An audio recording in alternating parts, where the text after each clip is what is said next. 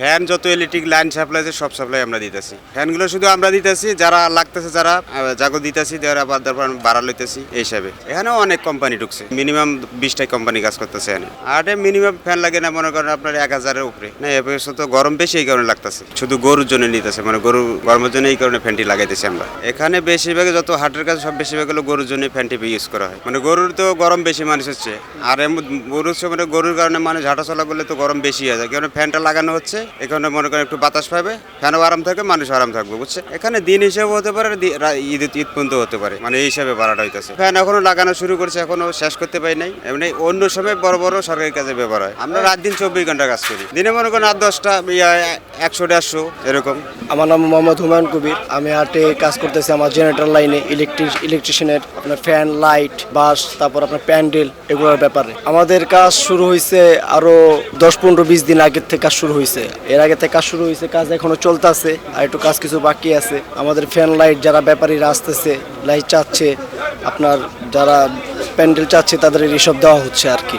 আমাদের এখানে ceiling fan আছে, জালি ফ্যান আছে, এগুলা প্রত্যেকটা ভাড়া আপনার 2500 টাকা করে। এটা চান্ডাত পর্যন্ত না, যেটা ফিক্সড ওইটাই। আমাদের ইটটা এখানেই করতে হয়। চান্ডাতে এইসব যত আছে এগুলো আবার গুছানো, আবার খোলানো, এগুলো আমাদের আবার ঈদের সময় করতে হয়। আমরা বাসায় 2 দিন পরে, 1 দিন পরে, 3 দিন পরেও বাসায় যাই, কোনো ঠিক ঠিকানা নাই আমাদের। কেউ গরুর জন্য নিচ্ছে, কেউ নিজের জন্য নিচ্ছে, কেউ দোকানের জন্য নিচ্ছে। যখন হাট থাকে না তখন এই ফ্যানগুলো রাখা হয়, যখন আবার হাটের সময় আসে তখন দেয়, বা অন্য প্রয়োজনে যারা হাটের পার্মানেন্ট যদি তাদের লাগে তাদেরকে দেওয়া হয়। এটা মূলত আপনার যখন কোরবানি হাটে লাস্ট পর্যায়ে 5 দিন কিংবা 1 সপ্তাহ এরকম আর কি টাইম, তখন থেকে শুরু হয় এগুলোর কাজ। ঈদের দিন সকাল পর্যন্ত দেখা যায় আরো একদিন লাগতে পারে, কারণ অনেক দিন দেখা যায় ঈদের পর কোরবানিতে নিচু বলতেছে আপনি যাতে বাতাসটা গায়ে লাগে, ঠিক আছে। উপর করলে দেখা যায় ওই বাতাসটা অন্য সাইডে চলে যায়। এক্ষেত্রে আর কি তারের সাহায্যে এটা সামান্য নিচু করে দিতে, যাতে গ্রাহকের গায়েও লাগে, গরুর গায়ে লাগতে পারে।